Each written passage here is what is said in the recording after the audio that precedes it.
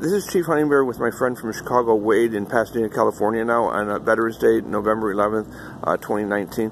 Wade, I've got to ask you something. Man, when we were in Chicago, it was 20 below zero, snow up to our asses, and you weren't cold, and now it's 90 degrees and you're wearing a leather jacket. What's going on?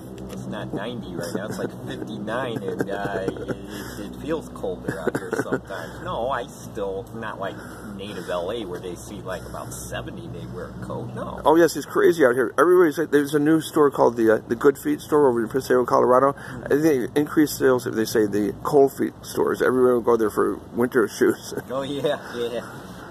So how do you like living out here? Oh, I love it out here. It's nice out here. You know, no snow out here. I love it. Yeah. Now you're still doing comedy. Yeah, still doing it. Yeah.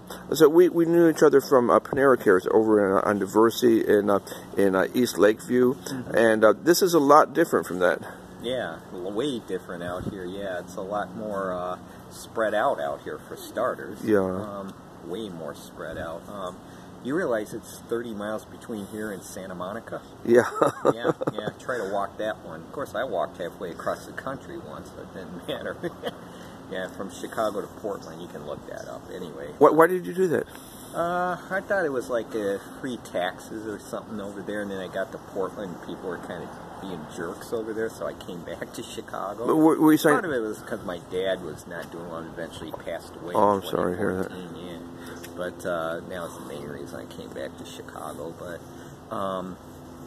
But yeah, I went over there because I thought it'd be tax-free, even though I wasn't paying taxes in Chicago anyway. But at that time, but you know, yeah.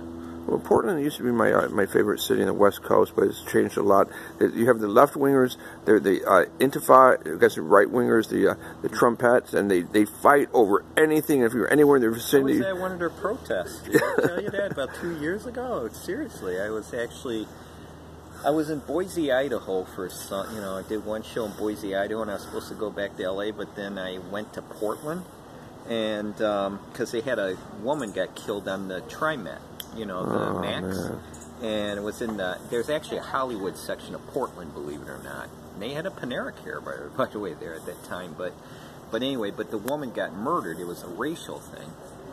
So they had the protest there, so I went to it, and that went really south. I mean, they had one guy brought his dog, and he called him Adolf and put it on our side, and he almost was going to, like, bite, but actually he was pretty friendly. I could pet him.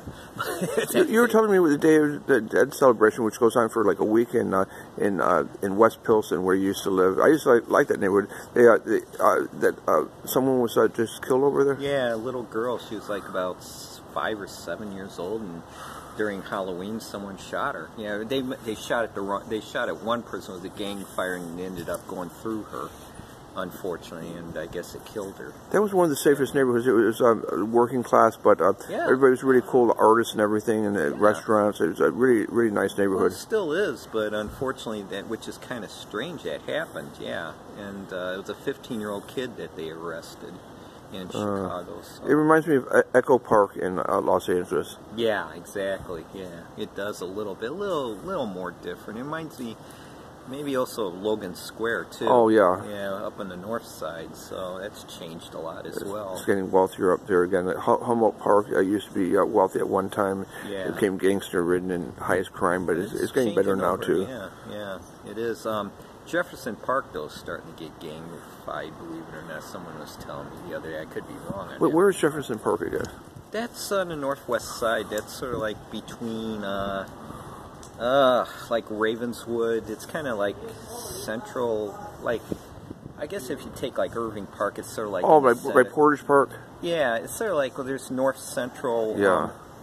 On the north side they call it, like Six Corners is over in Jefferson Park. Oh, they have so many Six Corners. I like the one in Wicker Park by Damon, Milwaukee, and North Avenue. Yeah, where the trains tracks are. I used to... You know, they've got a donut shop, Stan's Donuts, which is also over by UCLA, started here. They have two of them. They have one now on Broadway in Belmont now. What do you think of Westwood? I like Westwood. I got my master's degree at UCLA about a few years ago. After when I was about, what was it in? Film and video. Oh, that's good. Yeah, I got it in that.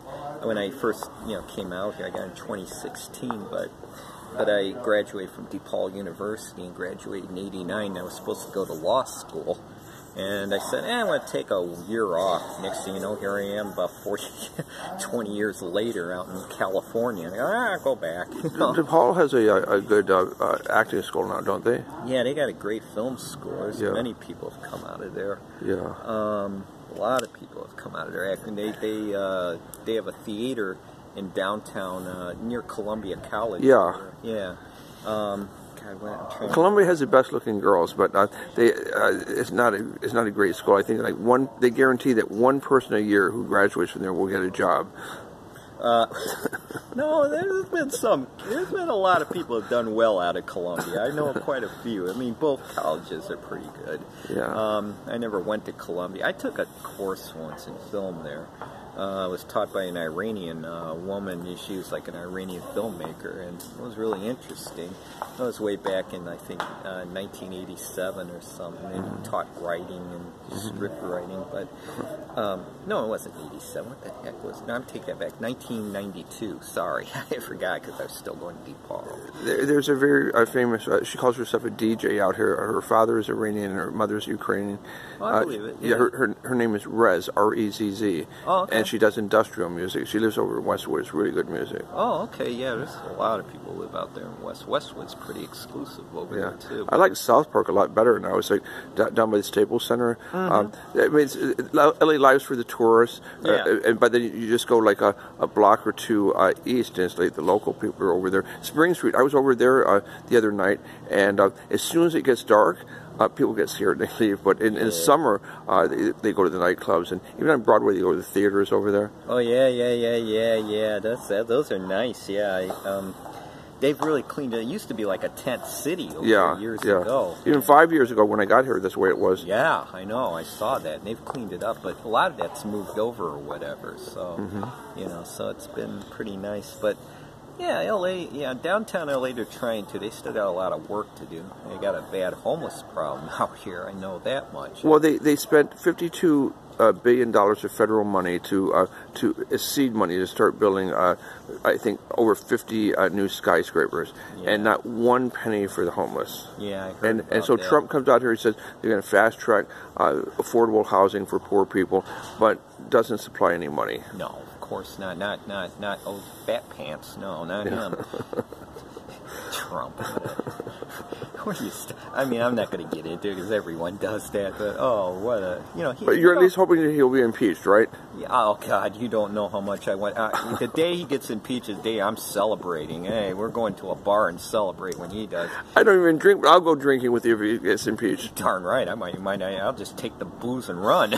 But I'll be. We won't be the only ones. That guy. Boy, he's the type of guy you would bring at a party and you just go, oh God, why is he here? And he just killed. He just buzzkilled, man. Yeah. Just unbelievable. But his wife, geez, man, I don't know. She has too many facelifts. She looks like a serpent with those eyes lifted. She probably is. Why would you know? She's like a. Shit, she's obviously a gold digger. What do you want, man? I don't care what anyone says. But and then look at the people he hires. It's like Elvis. Trump and Elvis, like Elvis, for example, okay? Like, you remember the old Elvis films? They were horrible, okay? But yet they would hire actors, except for Anne Margaret, who might have been the only one that equaled him, but everybody else was worse than Elvis, and that's saying a lot. That's what Trump does in the White House. He gets someone worse than he is. And, oh, dear God, I don't know. Yeah, that's why when people usually say, well, wait, you're just not with it anymore. I go, yeah, you voted for Trump. So many poor people, so many homeless people, so many minorities voted for him. They thought, well, Obama did a terrible job. We're never going to vote for another black man. They voted for Trump. He's even worse. Yeah, well, it serves them right. Yeah, I hope you're happy. You got what you deserve. Don't come crying to me, okay? We're coming close to 10 minutes. I'm going to say goodbye now, but if you want to do another interview, we will. Oh, okay. Yeah, I could still do this. I don't care. Sure.